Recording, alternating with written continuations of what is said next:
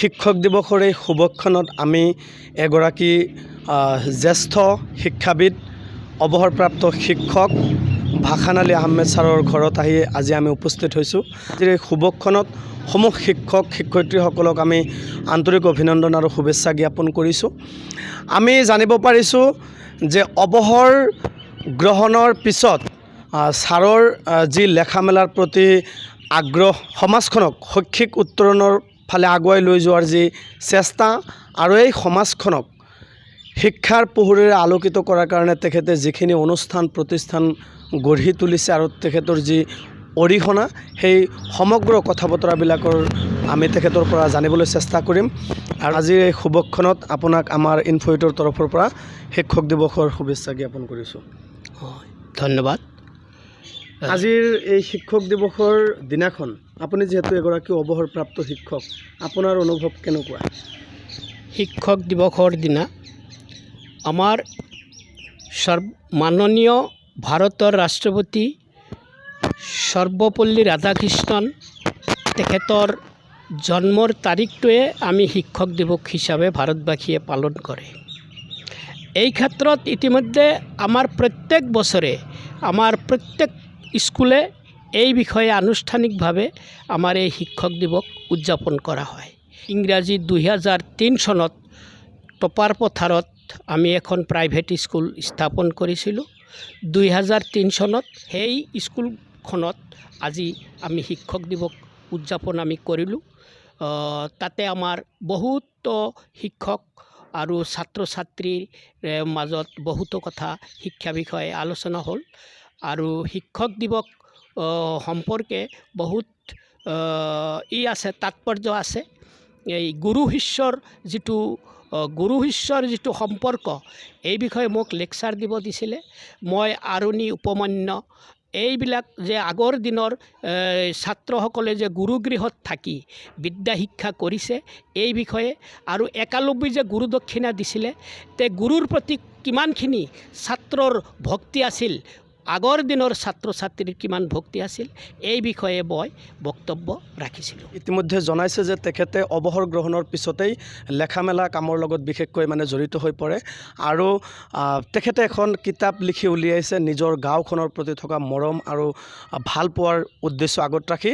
তেখেতৰ যি নিজৰ গাঁওখনৰ প্ৰতি ভাল পোৱা আৰু মৰম, জোৰশিমলী গাঁৱৰ ইতিবৃত্ত, সেই কিতাপখন বাৰু কেনেকৈ লিখিলে, কেতিয়াৰ পৰা লিখাৰ মানসিকতাটো তেখেতৰ মনলৈ আহিলে, গোটেই কথা বতৰাবিলাক আমি জানিবলৈ চেষ্টা কৰিম। বলক আমি ভিতৰলৈ সোমাই।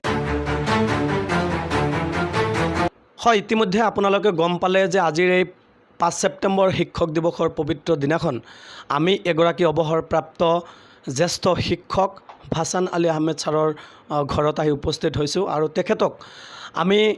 তেখেতৰ যি কৰ্মৰাজি, অৱসৰৰ পিছত তেখেতে কি কাম কৰিলে, কেনেকৈ সময়বোৰ পাৰ কৰিছে, সেই গোটেই কথা বতৰাবিলাক যিহেতু আমি জনাৰ কাৰণে আপোনালোকৰ মাজলৈ এই অনুষ্ঠানৰ আয়োজন কৰিছোঁ।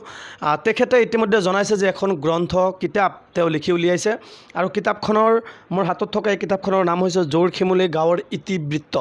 আৰু এই জোৰশিমলী গাঁৱৰ ইতিবৃত্ত নামৰ এই কিতাপখন কিয় লিখিলে, কেনেকৈ লিখিলে, এই গোটেই কথা বতৰাবিলাক আমি তেখেতৰ পৰা জানিবলৈ চেষ্টা কৰিম।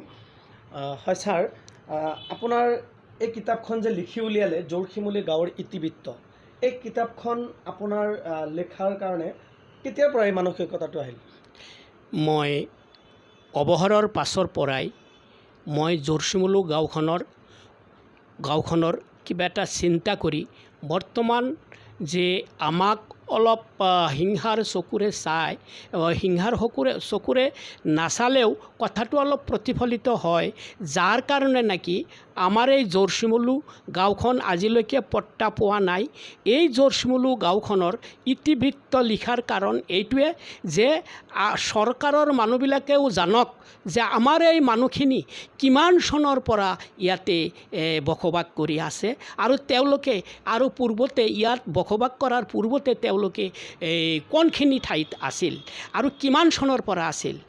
মই এইখিনি প্ৰমাণ কৰি মই উলিয়াইছোঁ যে 1902 চনৰ আগৰ পৰাই 1902 চনৰ আগৰ পৰাই মোৰ আতা দানেশ সৰকাৰ আৰু তেওঁৰ লগৰীয়াবিলাকে এই ছয়গাঁও সমষ্টিৰ লতৰীয়া গাঁৱত ব্ৰহ্মপুত্ৰই খহাই লৈ গৈছে। এই গাঁৱতে তেওঁলোকে প্ৰথম বসতি স্থাপন কৰে। এই বসতি স্থাপন কৰি 1951 চনৰ আগতে 1950 চনতে এই গাঁওখন খহাই লৈ যায়। ব্ৰহ্মপুত্ৰই গৰাখহনীয়াৰ কবলত পৰি খহাই লৈ যায়। এই গাঁওখনৰ মানুহবিলাকে সমূহ মানুহ ইয়াতে আহি জোৰচিমুলু গেজিং ৰিজাৰ্ভত মহচৰীয়া গেজিং ৰিজাৰ্ভত জংঘল কাটি বসতি স্থাপন কৰে 1953 চনৰ পৰা 52-53 চনৰ পৰা। এইবিলাক কথা ইতিবৃত্ত হিচাপে মই জোৰচিমুলু গাঁৱৰ ইতিবৃত্ত হিচাপে এতে মই দাঙি ধৰিছোঁ।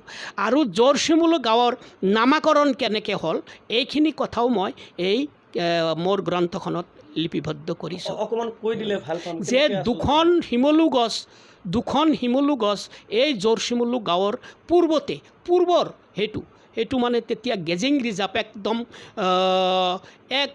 মানে 500 বছৰ আগৰ যিটো গেজিং ৰিজাৰ্ভ, সেই ৰিজাৰ্ভত দুটা শিমলু গছ একেলগে গজি উঠিছিল। দুটা শিমলু গছ একেলগে গজি উঠিছিল কাৰণে জোৰচিমুলু এই গাঁওখনৰ নাম জোৰচিমুলু বুলি পূৰ্বপুৰুষসকলে নাম ৰাখে। জোৰচিমুলু গাঁৱৰ নাম ৰাখে জোৰচিমুলু। এই গাঁওখনত আপোনাৰ জীৱনৰ কিমান সময় পাৰ হৈছে? এই গাঁওখনত মই বিশেষকৈ 1953 চনৰ পৰাই এই গাঁওখনত মই বসতি কৰি আছোঁ। তেতিয়া মোৰ 7 বছৰ বয়স। এই গাঁওখনত তেতিয়া একোৱেই নাছিলে। মোৰ আতা দানেশ আলী চৰকাৰে এই গাঁওখনত এটা LP স্কুল কৰিছিলে আৰু সৰু এটা বজাৰ কৰিছিলে জোৰচিমুলু বজাৰ, সৰু এটা বজাৰ আৰু এখন LP স্কুল। তাৰপিছত মই ৰাইজৰ সহযোগিতাত মুৰব্বীসকলক লগত লৈ 1980 চনত মই জোৰচিমুলু গাঁৱত এখন ME স্কুল কৰোঁ। মই নহয়, মোৰ লগৰীয়া মোৰ মুৰব্বীসকলক লগত লৈ। আৰু 1990 চনত এখন হাইস্কুল কৰোঁ। আমি আপোনাৰ পৰা জানিবলৈ চেষ্টা কৰিম যে আচলতে অৱসৰৰ পিছৰ যি সময় প্ৰায় 11-12টা বছৰ, এই সময়খিনি আপুনি কেনেদৰে পাৰ কৰিলে? মই অৱসৰৰ পাছৰ সময়খিনি বিশেষকৈ মই কিতাপ লিখোঁ। ইতিমধ্যে মই একাংকিয়া নাট লিখিবলৈ আৰম্ভ কৰিছোঁ। প্ৰায়চিত্ৰ, পাপৰ প্ৰায়চিত্ৰ বুলি এখন একাংকিয়া নাট মই লিখিবলৈ আৰম্ভ কৰিছোঁ। আৰু হিন্দু শাস্ত্ৰৰ উষাহৰণ বুলি এখন একাংকিয়া নাট, এইখনো মই মানে লিখিবলৈ আৰম্ভ কৰিছোঁ। আৰু ইতিমধ্যে মই ভাবিছোঁ যে এই নাটবিলাক মই স্কুলত মানে যিটো ফাংচন হয় তাতে মই ছাত্ৰ ছাত্ৰীৰ দ্বাৰাই মই মানে এইটো ফাংচনত মই প্ৰদৰ্শন কৰিম এইটো ভাবিছোঁ।